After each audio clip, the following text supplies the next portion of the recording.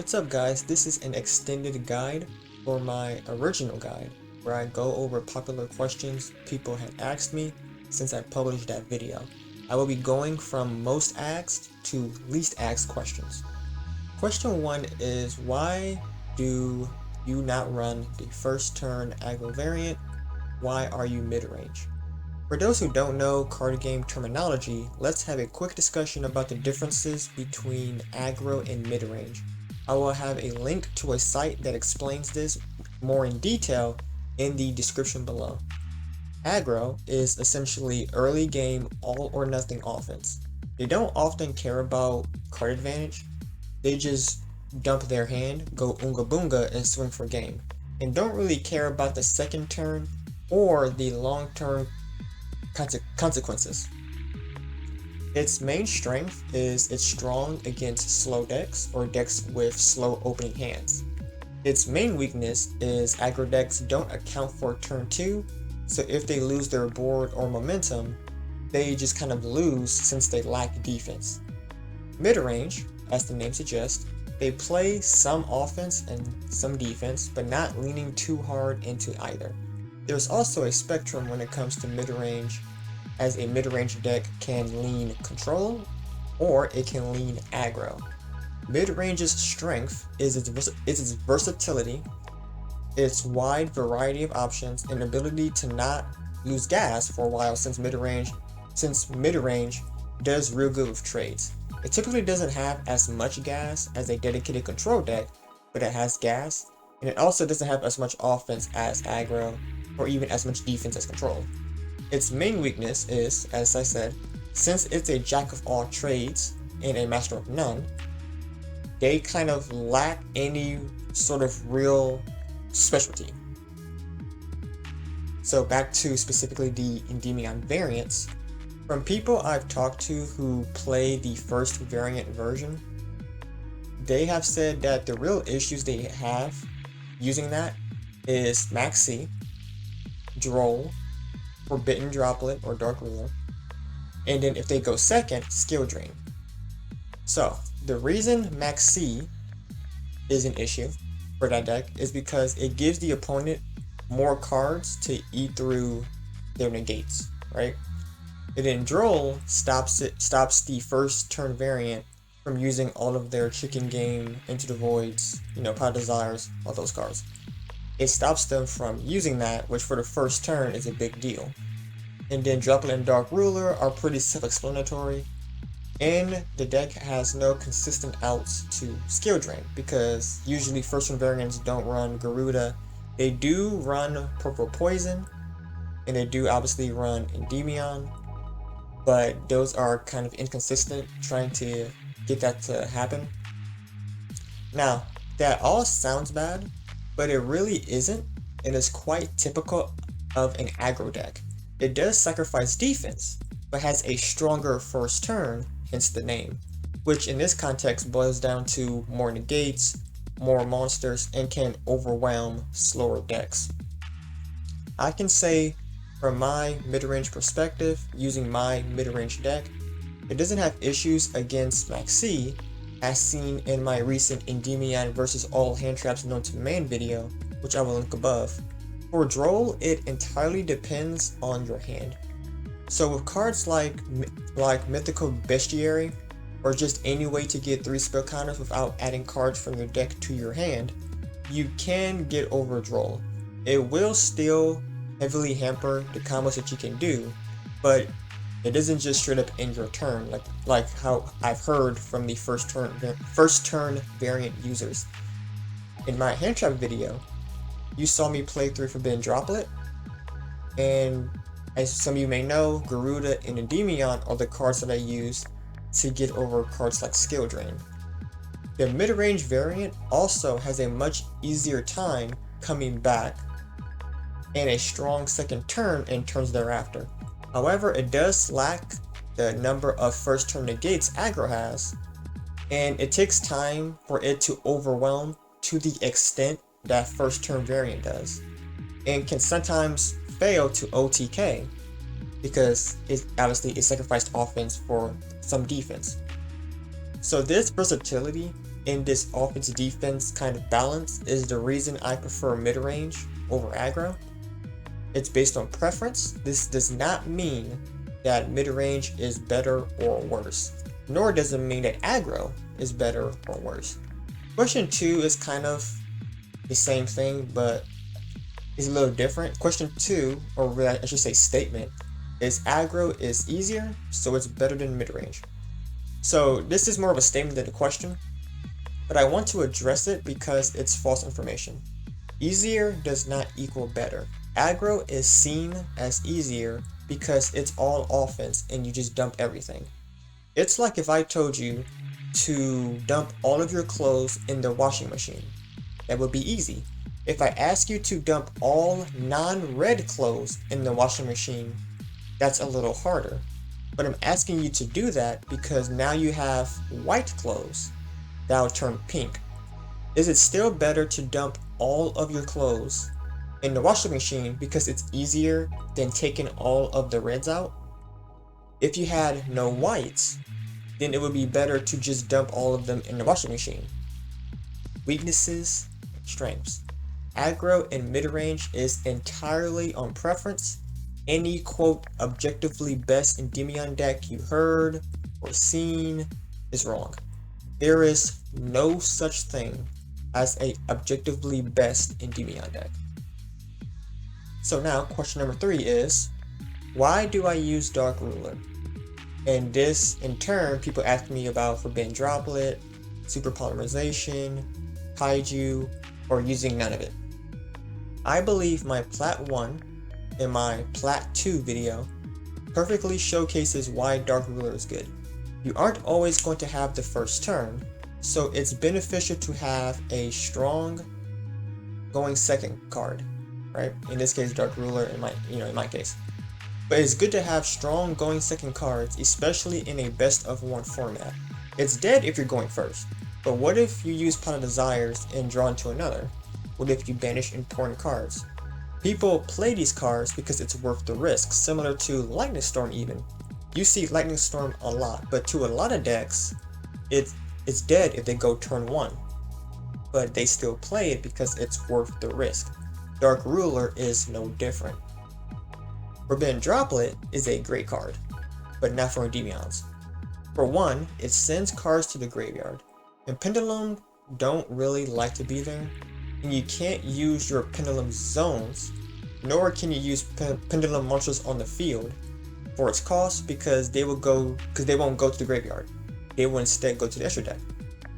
So you're probably sending spells from your hand or field, or Pendulum monsters from your hand. You can activate a spell and chain Droplet, so you could activate, let's say, Upstart, and then chain Droplet to send Upstart as part of the cost. But in my experience from using it, it requires too much for a deck that doesn't want to send things to the graveyard. Now next is Super Poly. Super Poly is great. It's not in my deck because it's an expensive tech, and in a way, I just prefer Dark Ruler. But it can get over Drytron Heralds and Tri Brigades. Shuraig, who is the Tri Brigade boss monster, is Earth. Do you know who is also Earth? Magister. So you can sack them both for Mud Dragon, as Mud Dragon requires only 2 monsters who have the same attribute but different types. So you could sack a Shuraig using your Magister. In Herald, it's a little better because in Heralds, Drytrons are light machines, and Herald is a light fairy. So you can also sack 2 of them, right? So you can sack the Drytron monster and sack Herald of Ultimateness to make Mud Dragon. It does require a discard, so it is a -2, but it can't be responded to, and is a spell, which is always a plus. Because the idea of mid-range is you go plus in the long run. If you use this against Herald, and let's assume that you used Garuda. So let's assume that they only have Ultimateness, and so therefore you use Garuda. So you will normal summon Garuda, then activate Super Poly. You went -2, but your opponent went -1 because they lost a Herald, and you won't go minus further into the turn due to Herald not being there. You know what I mean? So that's why in the long run, it's beneficial despite the -2. With Charade, you go -2, but they also go -1, and you don't have to deal with Shirog's banish, right? So, and fun fact, since Mud Dragon can change its own attribute, if you have a second Super Poly, you can change Mud Dragon's attribute as a quick effect, and then after it resolves, you can then activate your second Super Poly to go into another Mud Dragon by yoinking another monster of your opponent. Now, I do want to be clear, I have never personally used Super Polymerization, but I did my research and the general consensus is it's a great option for Endymions, so I'm trusting the community on whether this tech is good or not, and I've heard from many sources that it's good, so I'm going to trust them on that. And as for the Kaijus, so I would not recommend Kaijus, because the other cards have the benefit of being spells, so in a way, the other cards can give you what I would call arbitrary advantage, where it's not really tangible advantage, right? But in a deck like Endymion, spell counters is in a way like getting advantage, and Kaijus don't give that, so it's really just a neg, almost. The other cards have the benefit of being spells, and they break boards just fine, so I would not recommend using any of the Kaijus over the cards that I mentioned here. Now, for the people who don't want to use any of these, you can choose to use none of them, but when you face a board you can't break, like Hero, Gytrons, or Apollo, Borolo, Calamity's Virtual Roll Shenanigans, remember this video. And our next question is Magician's Left Hand, Right Hand versus Spellbook of Wisdom versus Power of the Guardians versus Village of the Spellcasters. All these cards serve similar purposes, and it has seen debates for and against each of these. As someone that has tried all of them, all are equally good, though I would rate Village a little lower, to be honest, because it's a field spell, which is something that is against it in a mid-range deck since you want the spell counter recycling ability of the Citadel. But let's discuss. Magician's left and right hand are continuous spells. Right hand negates the first spell your opponent activates or resolves each turn, and left does the same thing but with traps. I currently use these by teching in one of each. Its strength is more negates, but its weakness is it's baitable, right? And is a continuous spell. So with continuous spells, you want your Pendulum Zone free at all times. So you have 3 left to use. And then Institution is going to be one of them, so now you have 2 left. With 2 left, you're going to want to have at least one free, like one other one free at all times, right? To use things like Bestiary or just Upstart or whatever spells you have. So you're only going to use one of those slots for the hands. So with that being said, you could use 2 right hands instead of taking in one of each, since spells are more common, and you won't ever use both hands. But I put in both, just in case. It is also searchable by Magician Restage, but it's not worth running that just for these. Next one is Spellbook of Wisdom. It's a quick play spell, pretty good. You can target one spellcaster on the field and it's unaffected by spells or traps for the rest of the turn. This means if your opponent tries to skill drain or impermanence you, you can chain this to make a spellcaster immune to traps for the turn.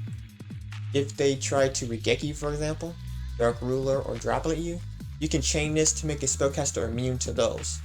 If you think your opponent has Solemn Strike, you can preemptively activate this on something like Jackal King. So when he activates his effect to negate something, they can still chain Solemn Strike, but it would do nothing to Jackal King. If you are using the Spellbook engine, this is searchable by Spellbook of Secrets and is searchable by Spellbook Magician, though they are pretty expensive, both being URs. Its only real weakness is it's dead if it's in your opening hand, you're going first, and they don't use impermanence. Next one is Power of the Guardians. So it's an equip spell. When the equipped monster battles, place one spell counter on this card. The equipped monster gains 500 attack and defense for each spell counter on this card, and if that monster will be destroyed, remove one spell counter from your field instead. Its protection is not a once per turn, and it can remove counters from your field. You can also feed it counters with things like Servant or Mythical Bestiary. It's really good on Apollo to give it more attack, to help it, have more negates. It's good on Jackal King since he doesn't have protection. It's good on Cerberus and Endymion if you want to get them over that 3k attack, and to make them obviously more annoying. It does also have spell counters, which means if you have Citadel, it has a pseudo float effect to give Citadel the counters it had if it itself is destroyed. Its weakness is it's an equip spell with no protection, so if the equipped monster leaves the field or is flipped face down, this card goes to the graveyard and you win -1. You can negate things destroying this, but you're giving your opponent an option to force a negate out of you. It is a pseudo continuous spell also, but thankfully you probably won't ever really use more than one of these anyways. And fun fact, it is searchable by Armory Call, which allows you to search this and activate it during your opponent's turn, but it is a trap card, so do be aware of that. Now for Village of the Spellcaster. Village is essentially if either player don't control a spellcaster, that player can't use spells. It's a good floodgate, but not only can it trap you, it takes up a field slot. In a mid-range deck, Citadel just does a lot more for you than Village does, and a lot of decks can play around Village or even pop it without using spells. It gives your opponent less options, at least, but not worth getting rid of Citadel for, which is why it is rated lower. And for those who are curious on why I run Chicken Game, Chicken Game is there because, one, if I don't have Citadel, I can at least use Chicken Game to possibly just, extra spell counters and draw through my deck. But also, Chicken Game, if for some reason I don't need Citadel no more, like if I'm in a situation where Citadel doesn't really matter, then I would go for Chicken Game. This can be seen in that duel I had against Ancient Warriors in my Endymion versus all heroes known to man. Question 5 is deck size being over 40. I have answered this in my peer guide, but I will go over it again in more detail. If you remove all upstarts in Chicken Game, my deck is a 43 card deck. Let's assume I remove Left Hand and both Dark Rulers to make it 40. I would argue removing Dark Ruler makes it weaker. You would win more games having a 42 card deck with Dark Ruler than you would with a 40 card deck without it. Because here's the thing, there is no side deck in Master Duel. I see people all the time, I can't fit staples in my deck because I can't get rid of anything. Just add them in your deck and allow it to be over 40. I'm not convinced that if your deck is 41 or more, that the deck is just objectively worse. Because let's say you're presented with 2 Endymion decks, right? You do not know the contents within each deck, except that one is 40 and the other is 43. And they ask you, which one do you think is stronger? I don't feel like the one that is 40 is objectively better because it has 3 less cards. Now, let's say they show you the contents, and they are carbon copies, but the 43 card deck has 2 Dark Rulers and a Super Polymerization. Which one is stronger? I would argue the 43 card deck is stronger because I feel it fits the best of one, no side deck format better. Sure, it's 43, but if a 40 card deck, right, if the 40 card deck goes first and the other opens with Dark Ruler, does it really matter that their deck was 43? Because let me tell you, when that 40 card deck goes against, Drytron Heralds, or Calamity, Savage Dragon Apollo, Virtual World Shenanigans, they will sit there, right? They will sit there and think, maybe I should have added Dark Ruler. I don't know how to stress this enough. If you're watching this video and you're playing Endymions, having issues against those nearly unbreakable boards because you think going over 40 will make your deck fall apart and die, just add in the necessary counter cards. You have my word that you will win more in the long run, despite having a deck over 40 cards.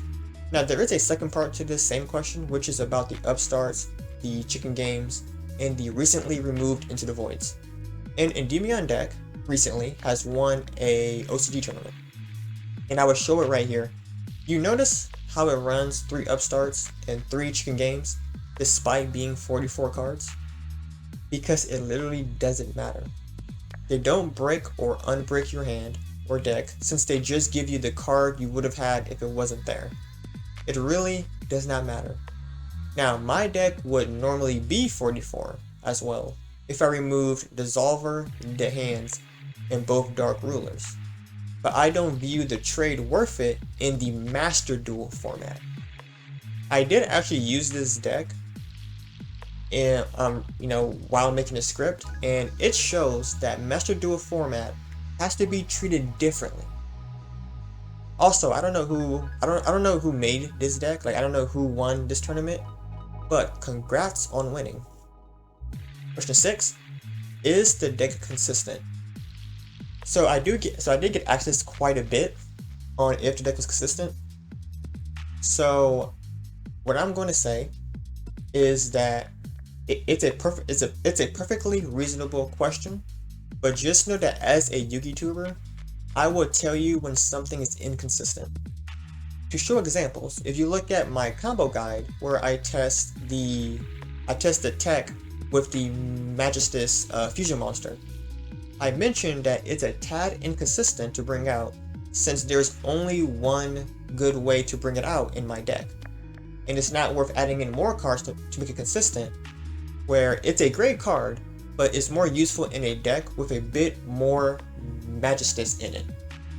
In my first Dark Lord compilation, I mentioned right from the beginning that Dark Lords suffer from, they suffer from consistency issues. And I even pushed back my Dark Lord content to next season to ensure that what I put out works. In my more recent video, where I compare Kendo and Soul Pendulum, I said Soul Pendulum was terrible even though I managed to make it look good. There would be a time something is terrible, inconsistent, there would never be a time, my bad. There would never be a time something is terrible, inconsistent, or bad, and I don't tell you. Because see, when I see or have an idea in mind or a tech in mind, I test it in solo, I ask about it for people on Discord, we talk about it, I go to do some ranked duels with it, and then 2 things happen. If it's a card viewers or people told me they use, I would make a video on it. If it's something that I thought of and it's terrible, I don't show it. Unless I think it's a trap you guys can easily get caught in, such as Soul Pendulum. If you look at the Endymion vs decks the viewers hate video, you will see that I did not show you the deck list I used in those duels in that video. Instead, I gave you the normal Endymion deck that I typically run. It's because I was testing things and those deck lists were not as good. Now question 7 is Disruption. Now that's pretty easy. It plays through a ton of hand traps, as you saw in my Endymion versus all hand traps known to man video, and it can situationally play Droll, play through Droll. I rarely ever see Droll, so that's why none of my videos have me facing it. I heard people don't use it because too many decks can ignore it, but when I do face a Droll in a good duel, you'll be the first to know. Now question 8 is, can the deck in the original guide get to Platinum 1? It should. Just don't forget to add in more Dark Rulers and Mythical Bestiary. I used to give Bestiary flack because it sent cards to the graveyard, but after having given it a second chance, when I saw it, it boosted consistency by a substantial amount. And what's cool is that it's only a rare, so I would recommend taking in 2 of these in your deck. And now the last question is Netdecking. So this is not really a question per se that I've had, but it's a point that I want to make. So I'm going to start with telling you guys a funny story. When Endymion Mythical Beast first came out, Mythical Beast Cerberus was greatly disliked by the Endymion community for being level 8. It had less protection compared to Endymion. It had the same attack as Endymion despite also being the same level. It had a targeted banish. That was not a quick effect. So it was just a potentially big, indestructible beat stick during your opponent's turn, which people did not like. So he was considered pretty bad and weak compared to Jekyll King, and was reduced to just being a Jekyll King searcher. I was the same way. Nowadays, I find it funny how good he actually is and how we just did not see it back then. So I'm telling you this to say that do what you feel is best. If my deck as is perfect for you, don't feel the need to change it for the sake of changing it. Because a guy once said, if you go to an interview and you poop on their desk, you are unique, but it does not make you good. And the same thing is here. And then again, I said this before as well, if my deck does not work for you, or if you want to change some stuff, I mean, obviously you can. Obviously I don't, I'm not like forcing you, like you must use this. But basically I'm just trying to say, do what you feel is best. If my deck is perfect for you, don't feel the need to change it. That's all I gotta say. And with that being said, that would be the end of this Q&A guide. I hope you guys enjoyed it. I hope you guys learned some new stuff. This is how I got to Plat 1. So hope this helps.